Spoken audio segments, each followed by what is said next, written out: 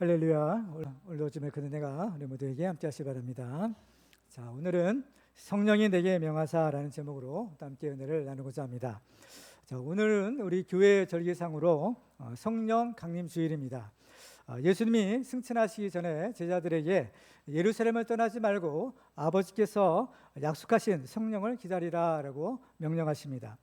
그래서 이제 그 명령에 따라 오순절 마가 다락방에 모인 제자들에게 드디어 이제 성령께서 이제 강림을 하시죠. 그런데 사도행전에는 또 한 번의 성령 강림 사건이 기록되어 있습니다. 이것은 바로 이 고넬료의 집에서 베드로의 말씀을 듣던 사람들에게 성령이 임하신 사건입니다. 그래서 오순절 마가 다락방에서의 성령 강림이 유대인 신자들에게 임하신 사건이라면 이 고넬료의 집에서의 성령 강림 사건은 바로 이방인 신자들에게 임하신 성령 강림 사건입니다. 그래서 이 사건은 이방인의 오순절이라고 부를 정도로 교회사에서 아주 중요한 의미를 가지고 있는 사건이었습니다. 그런데 이 위대한 일에 누가 쓰임을 받느냐? 바로 베드로가 쓰임을 받는 것입니다. 그러면 베드로는 어떻게 해서 이 놀라운 일에 특별한 이 주인공이 될 수 있었을까? 그 가장 중요한 이유는 베드로는 바로 성령의 사람이었기 때문입니다. 베드로는 지극히 평범한 사람이었지만 예수를 믿고 성령 충만을 받았을 때 하나님이 쓰시는 위대한 축복의 주인공이 될 수가 있었던 것입니다.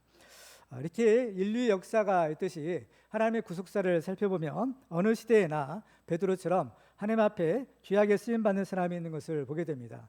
예를 들면 아브라함이라든지 모세라든지 여호수아 같은 그러한 하나님의 사람들이 있는데 바로 이런 사람들이 하나님께 쓰임받는 축복의 주인공이 될 수가 있었습니다. 과연 오늘날 우리 시대에 하나님이 쓰시는 이러한 축복의 주인공은 누가 될 것인가? 바로 그것은 베드로처럼 성령 충만함을 받는 사람입니다. 사형리 전도법 가운데 첫 번째 원리가 하나님은 당신을 사랑하시며 당신을 위한 놀라운 계획을 가지고 계십니다라는 그러한 전도 메시지가 있어요. 바로 이 말씀처럼 하나님께서는 바로 저와 여러분들을 사랑하시고 저와 여러분을 향한 하나님의 위대한 계획을 가지고 계시는 것입니다. 이 사실을 믿으시기 바랍니다. 그러면 우리는 어떻게 하면 바로 이 위대한 하나님 일에 쓰임받는 축복의 주인공이 될 수 있을까? 오늘 말씀을 통해서 우리는 베드로처럼 하나님 앞에 귀하게 쓰임받는 그런 축복의 주인공들 다 되시기를 주님의 이름으로 축원합니다. 자, 오늘 말씀을 통해서 우리가 하나님이 사용하시는 사람이 되려면 어떻게 해야 될까? 첫 번째로는 성령의 인도를 받아야 됩니다. 오늘 본문의 내용은 이제 고넬료의 집에 가서 말씀을 전하고 또 이 고넬료가 이제 성령을 받은 다음에 베드로가 이제 예루살렘에 돌아왔을 때 일어난 일입니다. 베드로는 자기를 비난한 할례자들에게 그간 있었던 일을 아주 자세하게 가르쳐 주었습니다. 오늘 본문이 시작되는 11절은 이렇게 기록되어 있죠. 11절을 볼까요? 마침 세 사람이 내가 유숙한 집 앞에 서 있으니 가이사랴에서 내게로 보낸 사람이라. 여기서 보면 마침이라는 단어가 나옵니다. 이것은 바로 앞에서 어떤 사건이 일어났을 때를 가리키는 그러한 단어예요. 그러면 앞부분에서 무슨 일이 일어났을까? 바로 베드로가 자기가 본 환상의 이야기를 했던 것입니다. 하나님께서 베드로에게 보자기 환상을 보여주신 일이 있었죠. 그러니까 이 보자기 가운데 바로 부정하다고 여겨지는 짐승과 새들이 들어있었는데 바로 음성이 나서 들리기를 바로 잡아먹으라 라는 음성이 들립니다. 그런데 베드로는 이것들은 더러운 것들이기 때문에 내가 지금까지도 안 먹었고 앞으로도 안 먹겠다 이렇게 거절을 하죠.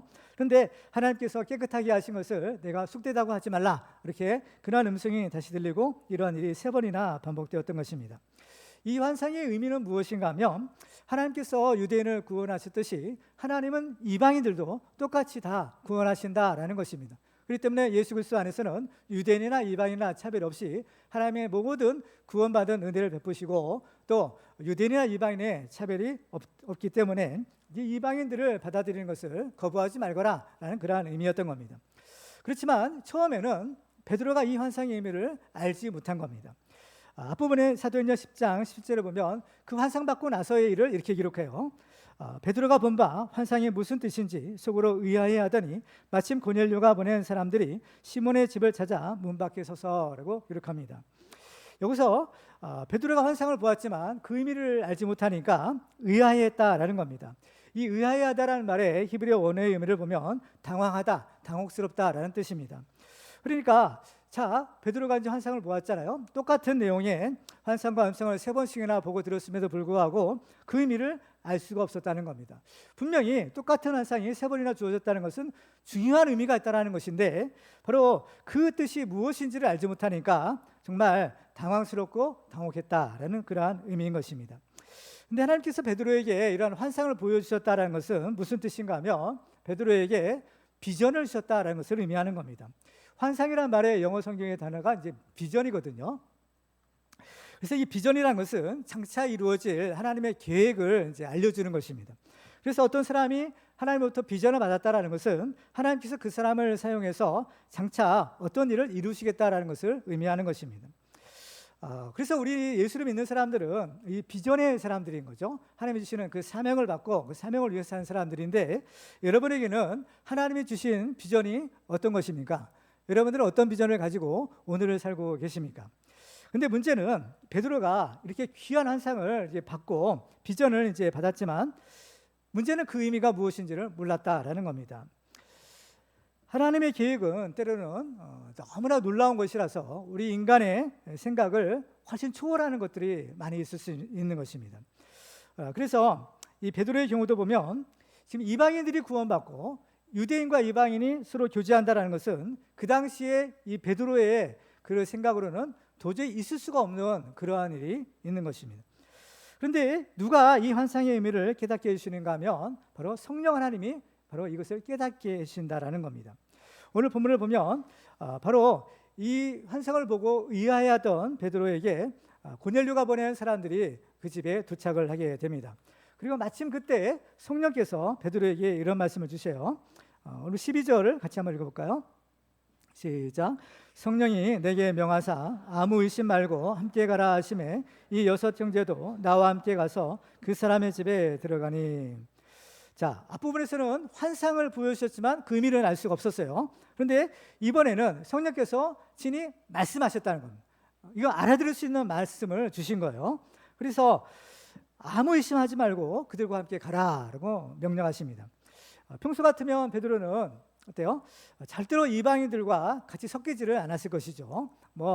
같이 간다든지 이방인의 집에 들어간다든지 이런 건 상상할 수 없는 일이었던 것입니다. 그렇지만은 이번에는 달라요. 왜냐? 성령께서 친히 말씀하셨기에 그렇죠? 그들과 함께 가라는 겁니다. 그래서 그 말씀에 이제 순종해서 베드로가 바로 이방인들과 함께 그렇죠? 그 이방인인 고넬료의 집에 갔더라라는 것입니다. 예수님께서는 장차 오실 성령님에 대해서 제자들에게 이런 얘기를 해주신 적이 있어요. 요한복음 14장 26절 한번 같이 읽어볼까요? 시작. 보혜사 곧 아버지께서 내 이름으로 보내실 성령 그가 너희에게 모든 것을 가르치고 내가 너희에게 말한 모든 것을 생각나게 하리라. 자, 바로 이 모든 이 비밀을 푸는 열쇠가 바로 이 성령 하나님께 있었다라는 겁니다. 그러니까 환상의 의미를 알지 못해서 고민하던 베드로에게 성령께서 바로 그 의미를 이제 분명하게 깨닫게 해주시더라라는 겁니다. 그리고 또 베드로가 그죠? 이제 그 고넬료 집 사람들이 성령 받을 때 무슨 생각이 났다고 했어요? 바로 성령으로 세례를 받으리라라는 그 주님의 말씀이 생각났다는 거예요. 이것도 다 누구의 역사냐? 성령께서 이렇게 생각나게 해주시는 성령의 역사였다라는 것입니다. 그러면요, 왜 하나님은 이 베드로에게 환상도 보여주시고 또 성령께서는 말씀도 해주셔서 이 베드로를 어떻게 보면 좀 귀찮게 하는 겁니다. 그죠? 왜 이러한 일들이 베드로에게 일어나게 하실까? 그 이유는 바로 하나님께서는 지금 베드로를 내가 너를 쓰겠다라는 겁니다. 내가 너를 써서 지금 이 위대한 이 이방인의 이 복음 전파를 가로막고 있는 이 장벽을 무너뜨리고 이 복음의 물꼬를 내가 터지게 하겠다. 바로 이 위대한 일에 너를 사용하겠다라는 그런 하나님의 뜻이 여기에 담겨 있었던 것입니다. 이것은 베드로가 원해서 했던 것은 아니에요. 내가 이렇게 쓰임받고 싶습니다, 저렇게 쓰임받고 싶습니다 해서 그런 것이 아니라 하나님의 주권적인 은혜의 선택으로 하나님 베드로를 선택을 하신 것이죠. 이렇게 우리도 마찬가지인 겁니다. 베드로만 하나님께서 쓰시는 것이 아니라 하나님은 위대한 하나님의 일에 하나님께서는 우리를 또 택하시고 우리를 사용하실 수가 있어요. 만약 여러분이 베드로의 입장이 돼서 하나님께서 이런 환상도 보여주시고 음성도 들려주셔서 그렇죠? 하나님께서 뭘 말씀하시면 여러분들은 어떻게 하시겠어요? 여기에는 아멘 순종하는 것이 좋은 것입니다. 바로 이것은 성령의 인도하심에 순종하는 것인데, 베드로는 처음에는 이 성령의 음성, 그죠? 이거 성령의 음성이라기보다는 환상에서 들려주시는 음성에 거부를 했어요. 그렇지만 이제 성령께서 밝히 말씀하여 주시니까 이제는 베드로는 순종해서 그들과 함께 가서 이 고넬료 집에 갈 수가 있었던 것입니다.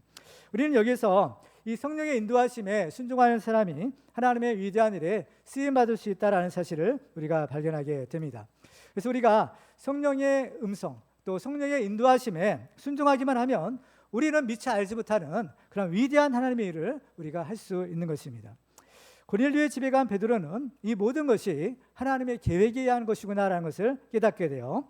13절에 보시면 고넬료가 베드로에게 이런 얘기를 합니다. 그가 우리에게 말하기를 천사가 내 집에 서서 말하되 내가 사람을 요바에 보내어 베드로라는 시몬을 청하라.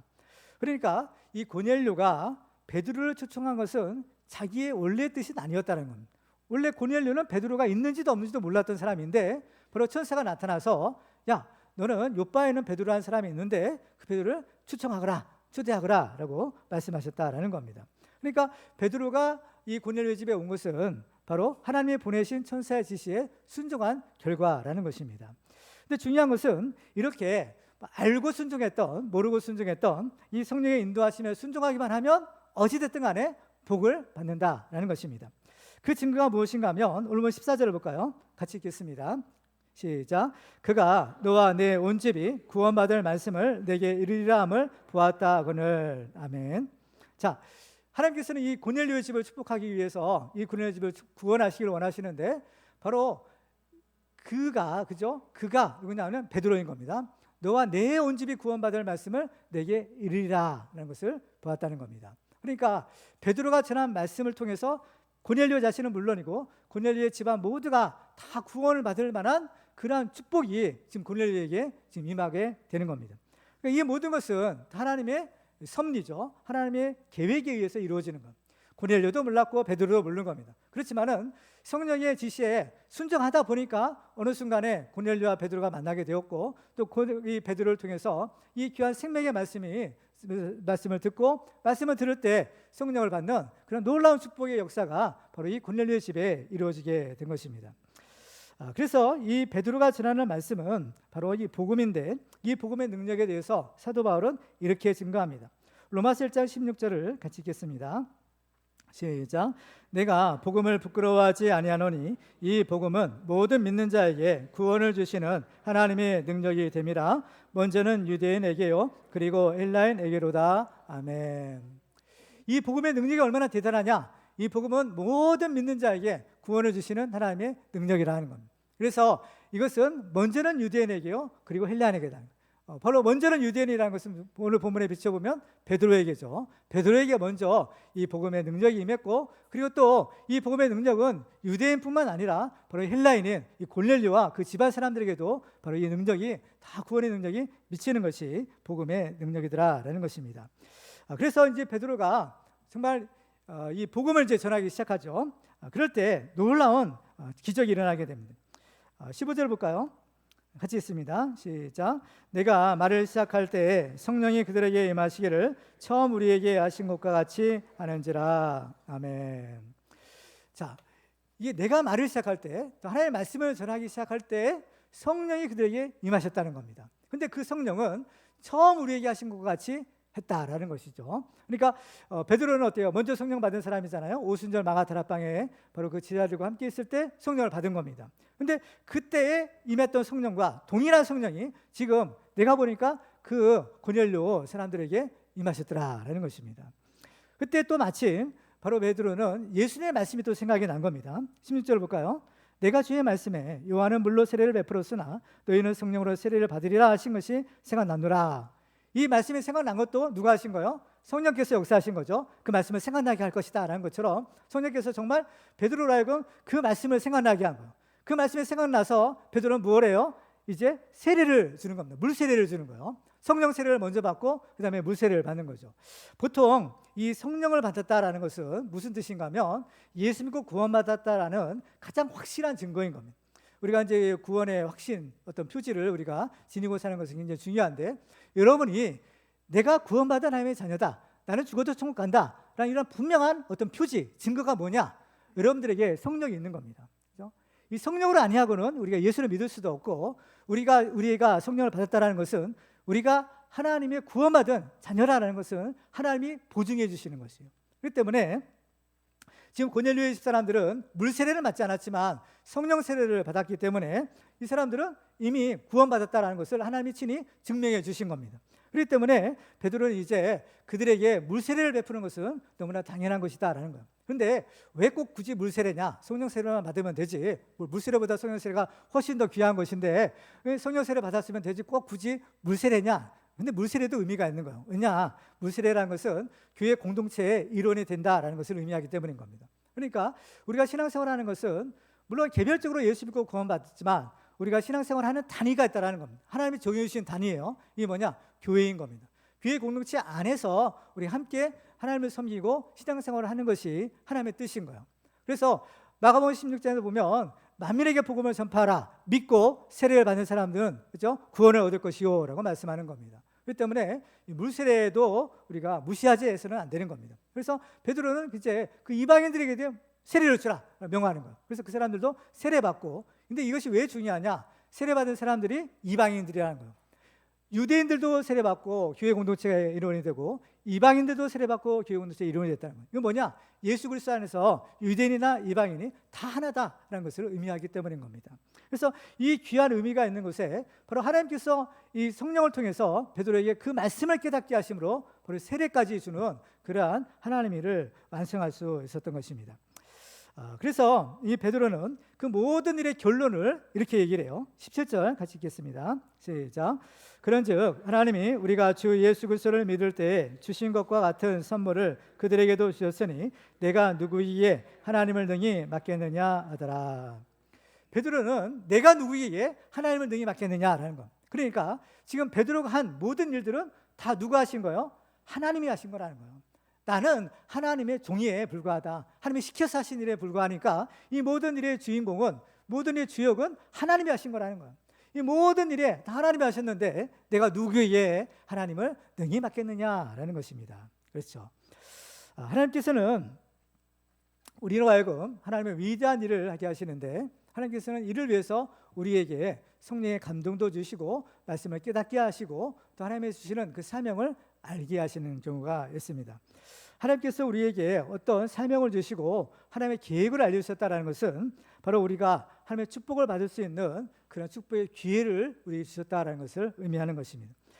그렇기 때문에 이제 중요한 것은 무엇인가 하면 우리에게 주신 하나님의 계획이죠. 나에게 주신 그 사명을 우리가 믿음으로 순종할 것인지 아니면 그냥 무시하고 흘려보낼 것인지 바로 이것은 우리가 선택해야 하는 것입니다. 분명히 하나님께서는 우리를 먼저 택하시고 우리를 먼저 은혜를 주신 것이지만 우리가 그 은혜를 거절하게 되면 그것은 다른 사람을 통해서 이루어지게 되는 것입니다. 예수님께서는 제자들에게 땅끝까지 이르러 내 증인이 되리라 라는 명령을 주셨어요. 그 명령을 받았을 때 제자들은 너나 나나 할 것 없이 다 예수님의 말씀에 순종해서 바로 땅끝까지 이르러서 내가 예수님의 증인이 되겠다라는 그런 결단을 했을 것입니다. 그렇지만은 이 어떤 사람의 이런 그 의지나 사람의 결단만으로는 그 예수님의 말씀에 순종할 수가 없었던 것입니다. 왜냐하면 그들은 바로 이 땅끝이 의미하는 것이 무엇인조차 알지 못했기 때문인 겁니다. 그들은 복음을 전해도 오직 유대인들에게만 전하는 것으로 여겼고 땅끝에 있는 바로 그 이방인들에게는 복음을 전하는 것을 전혀 생각하지도 못했기 때문인 겁니다. 그렇지만은 바로 이 하나님 일을 할 때는요 반드시 성령의 충만함을 받고 이 성령의 인도하심을 받아야 되는 겁니다. 그럴 때 그 성령의 인도하심에 순종할 때 정말 제자들도 땅끝까지 이르러 복음을 전하는 그 증인의 사명을 감당할 수가 있었다라는 겁니다. 만약 베드로가 이 성령의 인도하심에 순종하지 않고 거부했더라면 바로 베드로는 이 일에 쓰임받을 수는 없었을 것입니다. 모든 것이 사람의 힘과 사람의 능력이 아닌 오직 성령의 능력으로 성령의 의해서만 이루어진다는 것을 우리는 알아야 됩니다. 스가랴서 4장 6절에 보면 이는 힘으로 되지 아니하며 능력으로 되지 아니하고 오직 나의 영으로 되느니라 라고 하십니다. 오직 하나님의 영, 성령으로만 모든 것이 가능하다라는 겁니다. 그래서 중요한 것은 이제 우리가 그 성령의 인도하심에 믿음으로 순종하는 것입니다. 그래서 우리가 이 성령의 인도하심에 믿음으로 순종하기만 하면 우리는 하나님의 기적을 체험할 수 있는 것입니다. 우리도 이 성령의 인도하심에 순종함으로 날마다 베풀어 주시는 하나님의 기적을 체험하고 베드로처럼 위대한 하나님의 종이 되시기를 주님의 이름으로 축원합니다. 두 번째로 우리가 하나님이 사용하시는 사람이 되려면 성령의 조명을 받아야 됩니다. 이 성령의 조명이라는 말은 신학적인 용어인데요. 이 조명이라는 말의 한자를 보면 빛을 조자에 밝을 명자죠. 그러니까 어떤 것을 빛을 쭉 비춰가지고 그것을 이제 밝히 이제 드러내게 하는 거죠. 밝히 깨닫게 한다, 알게 한다 그런 뜻인 겁니다. 그래서 이제 우리가 이 하나님의 말씀을 깨닫고 또 그 말씀을 믿을 수 있는 것은 이 성령 하나님의 도우심을 받을 때, 다시 말하면 성령의 조명을 받을 때만 가능하다라는 겁니다. 왜 그러냐면 이 성경이라는 것은 뭐예요? 하나님의 말씀을 기록한 책이잖아요. 하나님의 말씀을 기록할 때 성령의 감동으로 기록했다는 거죠. 성령의 감동을 받은 사람들에 의해서 하나님의 말씀을 기록한 겁니다. 그러니까 이 하나님의 말씀, 성경 말씀을 이해하려면 바로 하나님의 영인 성령의 감동으로 우리가 이 말씀을 이해할 수 있는 겁니다. 성령의 도우심을 받아야만 이게 성경 자체가 이해할 수 있는 겁니다. 왜? 성경 자체가 기록된 것이 성령에 의해서 기록됐기 때문에 이 성경 말씀을 이해할 수 있는 것도 이 성령에 의해서만 가능하다는 것입니다. 그렇죠? 그래서 이 성경이라는 것은 우리 사람의 지혜와 지식으로는 알 수가 없고 오직 성령의 도우심을 받아야만 가능한 것입니다. 오늘 본문을 보면 이것을 우리가 더 분명하게 알 수가 있는데요. 오늘 본문에 속한 사도행전 11장 1절은 이렇게 시작이 기록되어 있는 것을 보게 됩니다. 1절을 제가 한번 다시 읽을게요. 유대에 있는 사도들과 형제들이 이방인들도 하나님의 말씀을 받았다함을 들었더니, 그리고 이것이 모든 지금 이 사건의 발단이 되는 겁니다. 그죠? 우리말 번역 성경에는 들었다라는 동사가 제일 뒤에 위치하고 있지만 헬라 원어 성경을 보면요, 이 들었다라는 단어가 문장의 맨 앞에 위치하는 겁니다. 이것은 이제 헬라어 문법상 그런 거예요. 그러니까 이 사도행전 11장 1절은 그렇죠? 11장 전체는 들었다라는 이 동사로 시작이 됐구나라는 것을 알게 됩니다. 근데 왜 이 들었다라는 동사가 문장의 맨 앞에 나오느냐? 문단에 그것은 듣는다라는 것이 이 단락에 있어서 굉장히 중요한 의미를 가지고 있기 때문인 겁니다. 그러면 들었다라고 했는데 누가 무엇을 들었다라는 것인가? 그것은 유대에 있는 바로 사도들과 형제들이 들었던 거예요. 그들이 무엇을 들었나요? 바로 이방인들도 하나님의 말씀을 받았다라는 것을 들었다라는 겁니다. 자, 이방인들도 하나님의 말씀을 받았다라는 것은 무슨 의미냐면 하나님께서 이방인들도 구원하신다라는 것을 의미하는 것입니다. 지금까지는 이 사람들이 유대인들이 생각할 때는 구원은 오직 유대인들에게만 주어진 것이라고 했고 이방인들은 그냥 뭐 지역불의 불쏘시개 정도로밖에 생각하지 않았던 그런 상황인 거죠. 그런데 놀랍게도 하나님께서는 그 이방인들조차 구원하신다, 이러한 사실을 들었다라는 겁니다. 그러면 그 사실을 들었으면 어떻게 반응해야 될까?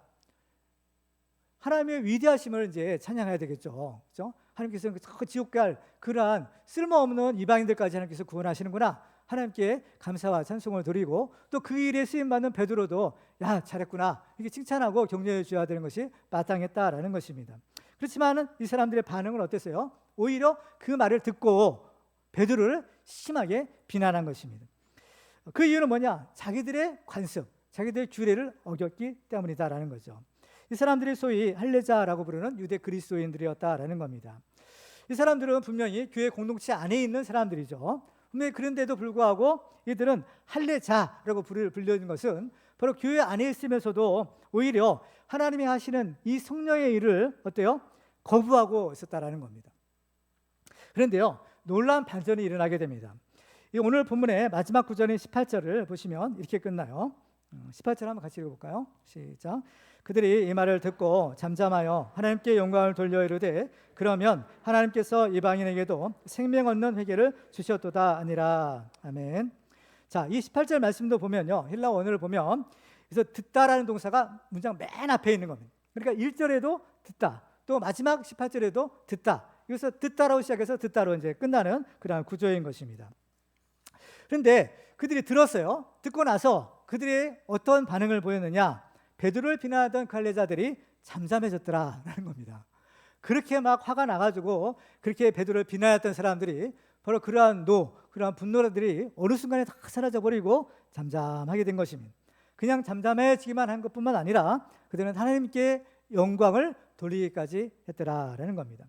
자, 정말 이 11장 1절과 18절의 그 사람들의 모습을 보면 너무나 극과 극의 대조적인 모습이 아닐 수가 없어요.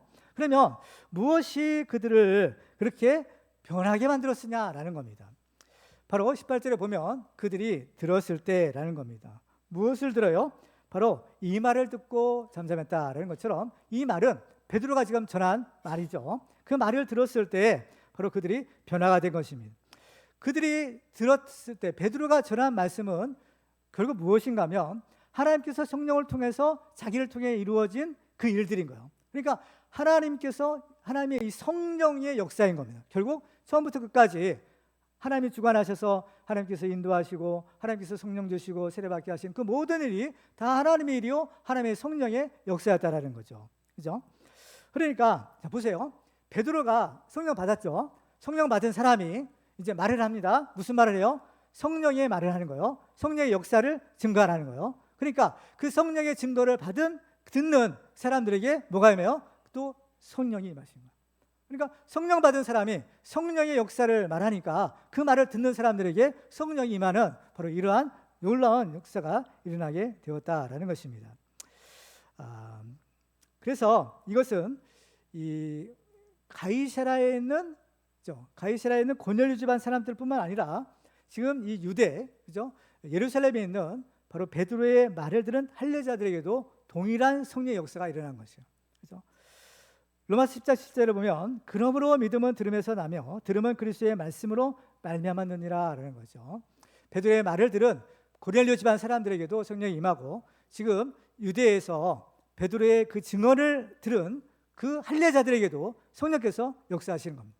그렇기 때문에 성령의 역사로 그렇게 그죠? 화가 났던 사람들의 마음이 다 가라앉고 오히려 하나님을 찬양하는 이 놀라운 반전의 역사가 일어날 수가 있었다는 거예요. 이처럼 하나님의 말씀을 들을 때 뭐가 생겨요? 믿음이 생기고, 그렇죠? 믿음이 생기는 거예요. 그런데 여기에는 기록되어 있지 않지만 여기 이면에는요 말씀을 듣기만 하면 그냥 자동적으로 이 믿음이 생기느냐 그렇지 않은 겁니다. 여기에는요 성령의 역사가 전제가 돼야 되는 거예요. 그러니까 우리가 말씀을 들어도 성령께서 역사해 주셔야만 그 말씀이 우리 가운데 믿음이 생기는 거예요. 들을 때, 그렇죠? 성령의 조명이 없으면 절대로 이 믿음이 생기지가 않는 겁니다. 왜냐? 아무리 말씀을 들어도 깨닫지를 못하는 거야. 말씀을 들어도 깨닫지 못하면 그것이 어떻게 은혜가 되겠고 또 그 말씀을 또 어떻게 믿음이 생기겠어요? 그렇기 때문에 이 성령의 조명하심이죠. 성령의 깨닫게 하시는 은혜가 없으면 우리는 이 말씀을 들어도 이 말씀이 나에게는 유익이 되지 않는구나라는 사실을 알게 됩니다. 이 성령의 역사가 없으면 예수를 믿을 수가 없다라고 하죠. 고린도서 12장 3절에 보면 성령으로 아니하고는 누구든지 예수를 주시라 할 수 없다. 그러니까 예수를 믿는다라는 것은 벌써 성령의 역사가 나타난 결과다라는 것을 볼 수가 있는 것입니다. 따라서 우리가 하나님의 말씀을 들을 때 그 말씀을 바르게 깨닫고 또 그 말씀을 바르게 믿을 수 있는 것도 동일한 바로 성령의 도우심의 결과인 것입니다. 그래서 로마서 10장 18절에 보면 바울이 이런 얘기를 합니다. 그러나 내가 말하노니 그들이 듣지 아니하였느냐? 그렇지 아니하니 그 소리가 온 땅에 퍼졌고 그 말씀이 땅 끝까지 이르렀도다 했느니라. 그러나는 거야. 그죠? 믿음은 들을 때 생겨난다고 했는데 그러나 내가 말하노니 그들이 듣지 않았느냐는 거. 그렇지 아니하다는 거. 들었다는 얘기예요. 얼마나 그 말씀이 편만하게 증거됐느냐. 온 땅에 퍼졌고 땅 끝까지 이르렀다 할 정도로 이 하나님의 말씀을 듣지 않은 사람이 없을 정도로 다 하나님의 말씀을 들었다는 거예요. 그런데도 어떻게 해요? 믿느냐? 믿는 것과는 별개인 거죠. 그죠? 참 우리가 하나님의 말씀을 듣는 것 자체가 은혜잖아요. 하나님의 말씀을 듣는다는 것 자체가 축복인 겁니다. 그런데 그 말씀을 들어도 그 귀한 말씀을 들어도 만약에 믿음이 안 생긴다. 그러면 이건 문제가 아닐 수가 없는 거죠. 그죠? 들어도 믿지 않는다. 이건 큰 문제가 아닐 수가 없는 거예요. 그런데 그것보다 더 큰 문제가 있는 거예요. 그건 뭐냐면은 하나님의 말씀을 들을 때 그 말씀을 잘못 곡해해서 이해하는 거예요. 그러니까 아예 믿지 않으면 차라리 날지도 몰라요. 근데 말씀을 들어서 알기는 아는 것 같은데 잘못 아는 거야. 그렇죠? 그 결과가 어떻게 되나요? 이단인 거예요. 요즘에 이단들이 얼마나 극성을 부리는지 정말 말도 할 수 없는 것입니다. 뭐 신천지는 말할 것도 없고 정말 좀 듣도 보지 못한 그런 신종 이단들이 계속해서 이제 일어나고 있는 것을 보게 돼요. 근데 이단들도 보면요, 이단도 우리가 똑같은 성경책을 가지고 다니잖아요, 그렇죠? 그 사람들의 뭐 경전도 우리가 똑같은 성경책인 거예요. 그런데 문제는 뭐냐? 우리가 다른 해석을 한다는 거예요. 다른 해석. 그래서 이단에 빠진 사람들은요, 대부분이 자기가 믿는 어떤 그 도리, 그것이 진짜라고 생각해요. 그러니까 거기에 그냥 목숨 바치는 거예요. 그러면 왜 사람들이 동일한 성경을 가지고도 왜 이단에 빠질까라는 거예요. 가장 중요한 원인은 바로 이 성령의 도우심이 없기 때문입니다. 그러니까 성령의 조명이 없기 때문에 성경을 읽어도요, 인간적으로 해석을 하는 겁니다.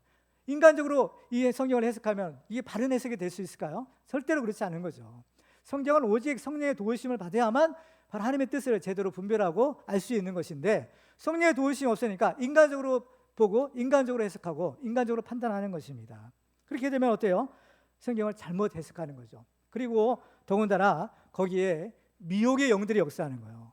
이건 단순히 어떤 그런 이해 차원이 아닌 악한 영들이 거기 역사하면 거기에는 그냥 걷잡을 수 없이 바로 이단에 빠지게 되는 것입니다. 그래서 우리가 이 하나님의 말씀을 바르게 이해하기 위해서는요, 반드시 성령의 조명을, 성령의 도우심을 우리가 받아야 되는 겁니다. 특별히 성령님은 하나님의 깊은 것까지도 다 통달하시는 분이다라고 했어요. 고린도서 2장 10절 같이 읽어볼까요? 시작. 오직 하나님이 성령으로 이것을 우리에게 보이셨으니 성령은 모든 것 곧 하나님의 깊은 것까지도 통달하시느니라. 아멘. 하나님의 깊은 것까지 하나님께서 다 아신다는 거예요. 또 성령님은 우리의 마음 깊은 것까지도 또 아시는 거죠. 그러니까 우리의 마음도 아시고 하나님의 마음도 아시고, 그러니까 성령님이 다 해결자이신 거예요. 그렇죠? 성령으로만 우리가 해석이 가능하다라는 겁니다. 우리가 하나님의 말씀을 들을 때도요, 성령의 감동을 주실 때가 있어요. 이 말씀을 들을 때 하나님 우리의 마음이 뜨거워지고, 이 말씀은 하나님이 나한테 주시는 말씀이야. 그래서 이런 어떤 성령의 감동이 들을 때가 있는 것입니다. 그런 경우에는요, 하나님께서, 성령께서 여러분들에게 그 말씀을 주시는 겁니다. 성령께서 역사하시는 거예요. 그죠? 그럴 때는요, 우리가 하나님께서 주시는 이 성령의 감동, 깨달음, 이것들요 붙잡아야 되는 거예요. 대수롭지 않게 흘려보내는 것이 아니라 이것은 하나님이 성령을 통해서 나한테 주시는 말씀이다. 그래서 이 말씀을 붙들어야 되는 겁니다. 꼭 붙들어야 돼요. 이것을 그냥 흘려보내서는 안 되는 것입니다. 데살로니가서 5장 19절에 보면 성령을 소멸하지 말라라고 했어요. 성령을 소멸하지 말라. 성령은 소멸될 수도 있구나라는 것을 알 수 있는 거예요. 특별히 성령의 조명이라는 말을 할 때 보면요, 조명이라는 말은 뭐예요? 비추어서 깨닫게 한다는 거죠. 비추어서 밝게 한다는 거잖아요. 그렇죠? 비추는 거예요. 빛인 겁니다. 그러니까 성령의 빛인 거예요. 예수님이 빛으로 오셨듯이 성령께서도 빛을 비추어 주시는 겁니다. 이 조명이요, 이 빛을 비추셔야만 깨달음이 있을 수 있는 거예요. 영적인 깨달음이죠. 그렇죠? 깨달음이 있고, 그래서 그 말씀이 이해가 되고 그 말씀이 믿어지는 겁니다. 우리가 하나님의 말씀을 어때요? 믿잖아요. 하나님을 믿는 것처럼 하나님의 말씀도 믿는 거예요. 근데 처음에는 이게 말씀이 믿어지지 않는 거잖아요. 처음에는 수신자 때는 어디 믿어지나요? 이게 무슨 말인지도 모르고 믿어지지도 않고 더군다나. 그런데 어느 순간에 성령께서 역사하시면 이제 그 믿지 않았던, 믿을 수 없었던 그 말씀이 어느 순간에 믿어지는 겁니다. 믿어지는 거야. 이게 성령의 역사인 겁니다. 이 성령의 조명으로 하나님의 말씀도 이것이구나 깨닫는 순간이 오게 되는 것입니다. 그렇기 때문에 우리들에게는 이 성령의 빛이 있는데, 우리 가운데 성령의 빛을 절대로 꺼트리지 말아야 되는 겁니다. 그러니까 이 성령의 조명이죠. 성령의 빛을 활활 타오르게 해야 되는 겁니다. 활활 타오르게 하는 거예요. 그래서 우리도 이 성령의 조명하심을 받고 하나님의 말씀을 바르게 알고 바르게 믿는 축복의 주인공들 되시기를 주님의 이름으로 축원합니다. 자, 세 번째로 우리가 하나님이 사용하시는 사람이 되려면 성령의 열매를 맺어야 됩니다. 자, 베드로의 말을 다 들은 할례자들은 이런 고백을 해요. 18절인데요. 한 번 더 다시 한번 읽어볼까요? 시작. 그들이 이 말을 듣고 잠잠하여 하나님께 영광을 돌려 이르되 그러면 하나님께서 이방인에게도 생명 얻는 회개를 주셨도다 아니라. 아멘. 처음에는 들었을 때 마땅히 하나님께 영광을 돌려야 되는데 안 돌렸다고 했는데, 이제 두 번째는 어떻게 해요? 이제는 잠잠해지고 하나님께 영광을 돌리는 일이 일어나는 겁니다. 그러면서 뭐라고 하는가 하면, 그러면 하나님께서도 이방인들에게도 생명 얻는 회개를 주셨구나, 이걸 인정하는 겁니다. 근데 보면 회개면 회개지 왜 생명 얻는 회개냐는 거예요. 하나님께서 이방인에게도 뭘 주신 거예요? 그런데 사실은 구원을 주신 거잖아요. 원래는 하나님께서 이방인들을 구원을 주셨는데 그 구원을 가리켜서 생명 얻는 회개라고 이렇게 지금 말을 바꾼 겁니다. 왜냐하면 그 구원과 생명 회개는 같은 의미이기 때문인 거예요. 왜? 구원을 얻기 위해서는 바로 이 회개가 필요하고, 이 회개는 그냥 말로만 하는 회개가 아니라 그야말로 진짜 회개, 그죠? 이 생명 얻는 회개가 바로 이 구원을 받을 수 있기 때문인 것이죠. 특별히 이 생명 얻는 회개라는 말에 그 원문을 보다 정확하게 번역하면 생명을 향한 회개라는 뜻이 되는 겁니다. 생명 얻는 회개, 이건 뭐냐? 생명을 향한 회개인 거예요. 생명을 향한 회개. 이게 무슨 뜻이냐? 생명은 누가 주시는 거예요? 하나님이 주시는 것이고, 그 생명은 누구에게 주세요? 예수님에게 주셔서 예수님의 그 생명, 그 영생을 가지고 오셨잖아요. 그래서 예수님을 믿는 사람들은 누구든지 그 영생을 얻는 겁니다. 그런데 그 생명을 향하여 회개한다는 거예요. 근데 그 생명을 향하여 회개한다는 것은 뭐냐? 회개라는 의미의 뜻은 돌이키는 거예요. 그냥 나 회개합니다, 이게 말이 아니라 회개는 변화가 있어야 되는 거예요. 그러니까 돌이키는 변화. 그렇죠? 그 지금까지 내가 주인 되고 나를 위해서 살았던 내 인생이 이제는 바꾸는 거예요. 돌이키는 거예요. 누굴 향해서? 생명의 주인 되시는 예수님을 향해서 돌이키는 겁니다. 생명을 향해서 돌이키는 거예요. 이제 나는 생명을 향해서 가는 겁니다. 그러면 생명 되신 예수님을 내 마음에 영접하고 그 예수님을 모시고 살아가는 거예요. 그러면 어때요? 내 안에 예수님과 바로 영생이, 생명이 내 안에 있게 되는 거예요. 그래서 생명을 향하여 돌이키는, 그것이 생명 얻는 회개의 의미다라는 겁니다. 그러니까 이것이, 그렇죠? 회개라는 말의 그런 정확한 의미다라는 것이죠. 그렇습니다. 그래서 이 회개는요, 복음 중에 복음인 거예요. 이 복음의 가장 핵심이 뭐냐? 회개인 겁니다. 회개인 거예요. 왜냐하면은 하나님의 구원은요, 이미 하나님께서 우리에게 선언적으로 다 이미 주신 거예요. 그렇죠? 은혜로, 선물로 이미 다 주셨다는 겁니다. 다 주신 거예요. 누구든지 예수를 믿기만 하면 다 구원 받는 거예요. 이미 우리에게 주어진 거예요. 근데 예수를 믿고 구원받는 사람이 있고 그렇지 않는 사람이 있어요. 왜 그럴까? 하나님이 주신 그 은혜의 선물을 받는 사람이 있고 거절하는 사람이 있기 때문인 거예요. 그러니까 우리가 구원 얻는다는 것은 우리가 이제 믿음으로 어떻게 보면 없는 구원을 생기게 하는 것이 아니라 이미 하나님께서 예수 그리스도를 통해서 이미 우리에게 주신 그 구원을 우리가 받아들이는 겁니다. 그러니까 구원은 멀리 있는 것이 아닌 거예요. 하나님께서 이미 가까이 오신 거예요. 예수님이 오심으로써 구원이 우리 가운데 있는 거예요. 근데 누구든지 그 예수를 믿기만 하면 하나님이 주신 구원의 선물을 받을 수 있는 겁니다. 이것이 뭐냐? 이것이 회개인 거예요. 그래서 자 보세요. 세례 요한이 회개의 물세례를 베풀잖아요. 그죠? 회개의 물세례를 베풀 때 뭐라고 하는가 하면 마태복음 3장 2절을 보면 회개하라 천국이 가까이 왔느니라. 왜 요한이 회개의 세례를 베푸느냐? 바로 자기 다음에 바로 예수님이 오시기 때문인 거예요. 예수님이 오시는데 그 예수님은 하나님의 아들이요 생명을 가지고 오시는 분이에요. 그렇기 때문에 그 예수를 믿어야만 그 생명을 얻을 수 있는데, 그 예수를 믿으려면, 그 생명을 얻으려면 뭐가 필요해요? 회개가 필요하기 때문에 세례 요한이 그 회개의 물세례를 주는 겁니다. 그렇죠? 그래서 회개가 바로 이 복음인 거예요. 예수님의 복음은 마찬가지죠. 마태복음 4장 17절을 보면 예수님이 첫 번째 외친 복음이 뭐냐? 회개하라 천국이 가까웠다라는 거예요. 세례 요한의 복음과 마찬가지인 거예요. 회개인 겁니다. 세례 요한도 회개, 예수님도 회개. 회개가 없으면 구원이 없는 거예요. 그죠? 구원이 없는 겁니다. 그렇죠. 그래서 이 회개라는 것은요, 그냥 말로만 회개가 아닌 거예요. 회개라는 것은 바로 돌이킴이 있어야 되는 것이고, 근데 회개 자체가요, 사람의 힘으로는 안 된다는 거예요. 중요한 것은 회개해야만 구원받고, 회개해야만 죄사함 받고, 회개하면 천국 가는데 회개 자체가 안 된다는 거예요. 사람이 아무리 인간의 의지, 아무리 어떤 결단 되나요? 안 되는 겁니다. 안 되는 거예요. 도박하는 사람이 도박을 딱 끊겠다고 손가락도 자르고 어쩌고 하는데 안 되는 거야. 그죠? 사람의 힘으로는 안 되는 거야. 그러면 회개는 어떻게 가능하냐? 회개도 역시 성령님의 도우심을 받아야만 회개가 가능하다는 거야. 그래서 이 성령으로 회개가 되는 겁니다. 그죠? 요한복음 3장 5절에 보시면 예수께서 대답하시되 진실로 진실로 내게 이르노니 사람이 물과 성령으로 나지 아니하면 하나님의 나라에 들어갈 수 없느니라. 이 회개와 거듭남은 뒤에 뗄래야 뗄 수 없는 관계인데, 회개한다는 것은 결국 뭐냐? 거듭난다라는 거예요. 하나님의 자녀로 거듭나는 거죠. 근데 이것은 물과 성령으로, 말씀과 성령의 능력으로만 가능한 거예요. 그러니까 니고데모가 그렇죠? 어떻게 사람이 거듭날 수 있겠습니까? 했잖아요. 그런데 물과 성령으로 거듭나지 않으면 안 된다. 그러니까 이것은 가능한 것은 성령의 역사가 있어야만 된다라는 것입니다. 그렇죠? 그래서 이 회개라는 것은 예수님이 주시는 참된 생명을 얻는 방법이기 때문에 생명 얻는 회개라는 그러한 말을 하게 된 것입니다. 그래서 우리가 이렇게 참된 회개를 하게 되면 어때요? 우리는 예수를 믿고 예수 안에 우리가 거하게 되는 거예요. 그러면 자연히 우리는 변화가 되게 돼요. 변화를 경험하게 돼요. 이 변화는 내 의지로 되는 것이 아니 성령 하나님의 역사로 변화가 되는 겁니다. 창조주 하나님이 우리를 빚어 만들어 주신 것처럼 성령께서 우리를 새롭게 빚어서 그리스도의 형상을 닮은 하나님의 사람으로 우리를 새로 만들어 주시는 거예요. 이것이 회개의 결과요. 또 이 성령의 역사다라는 겁니다. 그래서 우리가 예수를 믿으면 성령 받고 성령 받으면 무슨 열매를 맺어요? 성령의 열매를 맺는 거예요. 그래서 구원 얻는 회개의 열매도 그렇죠?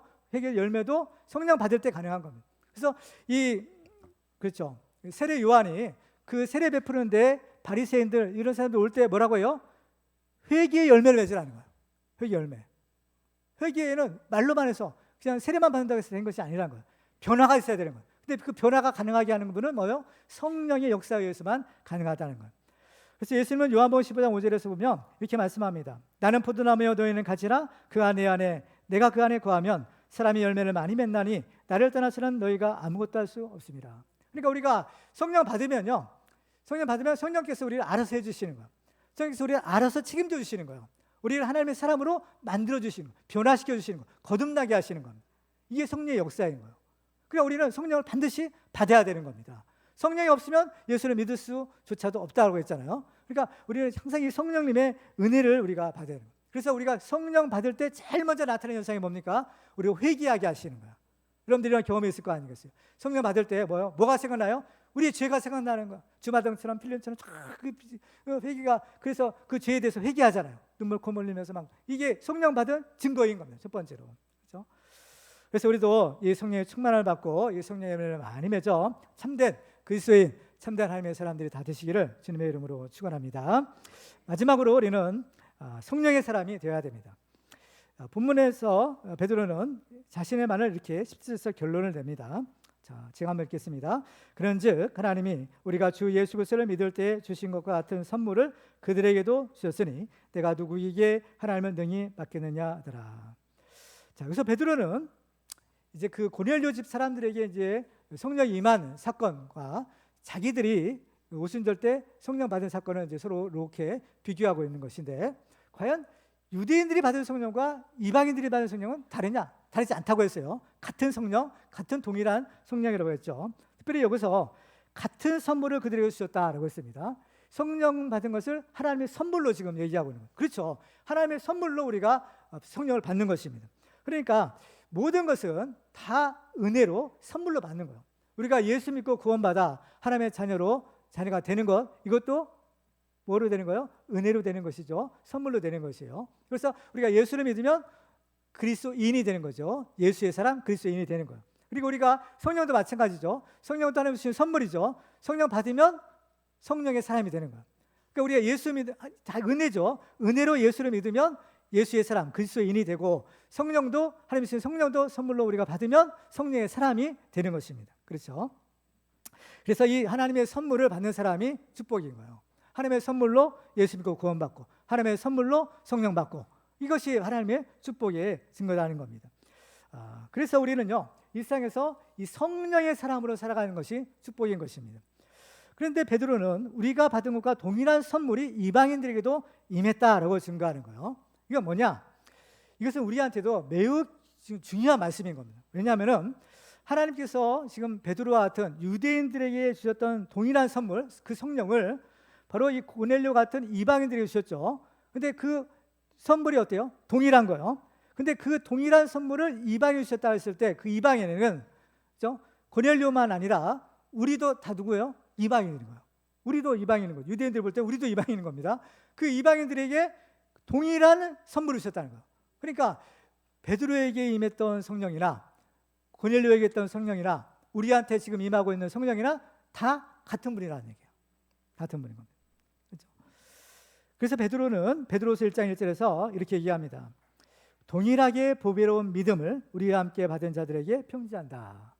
동일한 믿음, 동일한 성적인 거예요. 그렇죠? 다 동일한, 차별이 없는 거예요. 하나님께서는 유대인이나 이방인이나 차별이 없다라는 겁니다. 그래서 사도 바울은 하나님의 구원의 선물을 이렇게 얘기해요. 로마서 10장 11절과 12절에 보면 성경에 이르되 누구든지 그를 믿는 자는 부끄러움을 당하지 아니하리라 하니 유대인이나 헬라인이나 차별이 없습니다. 한 분이신 주께서 모든 사람의 주가 되사 그를 부르는 모든 사람에게 부유하시도다. 그러니까 차별이 없으신 하나님인 거예요. 유대인만 이뻐하고 이방인들은 차별하는 것이 아니라 유대인이든 이방인이든 우리든 다 하나님이 사랑하신다는 거예요. 다 하나님이 구원하기를 원하시고 그래서 하나님께서는 동일한 성령을 우리한테 다 선물로 주신다라는 겁니다. 이것은 복음 중에 복음인 거예요. 그죠? 왜냐하면 자 보세요. 하나님이 이 동일한 선물을 주셨다는 것은 지금 이 동일한 성령을 베드로에게 주셨고 바울에게 주신 겁니다. 베드로에게 주신 성령, 바울에게 주신 성령, 그 성령이 그들을 어떻게 이끌었어요? 위대한 사도로, 위대한 하나님의 복음 증거자로 만든 겁니다. 베드로가 위대해서 아니라 바울이 똑똑해서가 아니라 다 성령의 인도하심을 따라 그들이 일을 한 거예요. 그런데 그 동일한 성령을 누구한테 주셨어요? 우리한테 주셨다는 겁니다. 우리가 받은 성령이나 베드로가 받은 성령이나 바울이 받은 성령이나 같은 거예요. 그렇다면 어때요? 하나님께서 그 베드로와 바울을 하나님께서 특별히 택하시고 성령 부어주셨다는 것은 하나님이 그들을 책임지신다는 겁니다. 하나님의 종으로, 하나님의 일꾼으로 하나님이 책임지신다는 것을 의미하는 거예요. 이와 마찬가지로 우리가 성령 받았다는 것은 하나님이 우리를 책임지신다는 겁니다. 하나님, 너는 내 것이다. 너는 하나님의 자녀다. 내 일꾼이다. 하나님이 우리를 딱 지명하여 우리를 성령 기름 부음 받으시고 구별하시고 하나님이 우리를 택하신 거예요. 그러니까 우리는요 하나님의 이러한 은혜를 받은 자예요. 베드로만 축복이고 바울만 축복이 아니라 우리도 동일한 축복을 받은 겁니다. 그러니까 우리는 하나님의 어떤 이러한 그 성령의 보장을 받은 거야. 성령의 인치심을 받은 거라고 했잖아요. 보장을 받은 거예요. 그러니까 여러분들 두려워하지 마시기 바랍니다. 그죠? 우리를 두려워하는 것들이 참 많이 있어요. 그렇지만은 하나님이 보장해 주세요. 그 증거가 뭡니까? 성령을 선물로 주신 거예요. 성령을 주신 거예요. 그러니까 우리는 어떤 상황에서도 두려워할 필요도 없고 두려워해서도 안 되고 또 우리 자녀들도 마찬가지인 겁니다. 우리 자녀들에 대해서 여러분들 많이 걱정들 많이 하시는데 정말 사실 이 근심과 걱정을요 하나님께 맡기셔야 되는 겁니다. 우리가 걱정한다고 해서 되는 일이 뭐가 있겠어요? 이 문제들은요 우리 힘으로 될 수 있는 것이 아닌 겁니다. 이 문제는 하나님만이 해결해 주시는 것이고 이 문제는 성령께서만 역사해 주셔야만 가능한 것이에요. 그러기 위해서는 어떻게 해요? 우리가 이 문제를 기도하는 거예요.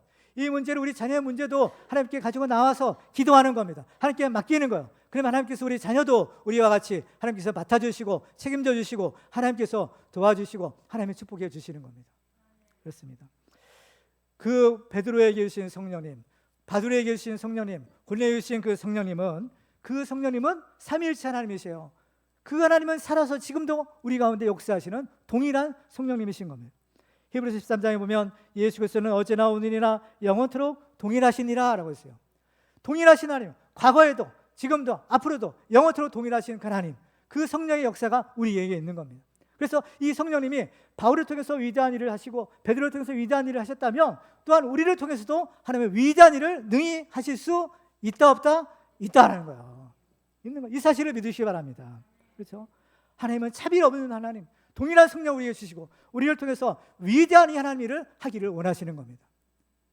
여러분들은 자부심을 가질 필요가 있어요. 나 같은 사람, 나 같은 이 한 사람이 무슨 일을 할까? 그것이 아닌 거예요. 하나님께서 이 베드로에게 성령 주시고 바울에게 성령 주시니까 그 한 사람이 세계를 뒤집잖아요. 세계를 소란케 하는 겁니다. 하나님의 이 복음의 장벽이 무너져 내리는 거예요. 사탄의 견고한 그 진이 무너져 내리는 겁니다. 이것이 바로 성령의 사람의 능력이고 역사인 겁니다. 견고한 악한 영들의 진이 있어요. 그 성령의 그 진을 파는 것이 성령의 강력이고 능력이라고 했어요. 우리에게는요 하나님이 주신 성령이 이미 있습니다. 이 성령의 불을 우리가 비춰야 되는 겁니다. 이 성령의 빛을 발해야 되는 것이고 우리가 이 성령의 능력을 힘입어서 우리가 이 성령의 검으로 말씀의 검으로 이 영적인 싸움에서 이기고 승리해야 될 줄로 믿습니다. 바로 하나님께서 우리 주신 성령의 능력을 힘입어서 우리도 오늘날 이 시대에 베드로처럼 바울처럼 또 고넬료처럼 하나님 앞에 귀하게 쓰임받는 그런 축복의 수용들 다 되시기를 주님의 이름으로 축원합니다. 기도하겠습니다. 오늘 주신 말씀 우리가 기억하면서 우리 함께 기도하기 원합니다. 하나님, 우리에게 성령의 충만함을 주시옵소서. 우리의 갈 길을 인도하여 주시고 성령의 조명을 우리에게 허락하여 주시옵소서. 말씀을 깨닫게 하여 주시고 믿게 하여 주시고 성령의 능력을 믿게 하여 주시고 우리 삶 가운데 성령의 열매들이 많이 맺히게 하여 주시고 우리 한 사람 한 사람 이 시대 베드로처럼 바울처럼 성령의 사람이 되게 하여 주시옵소서. 우리 주여 한번 부르시고 기도하겠습니다. 주여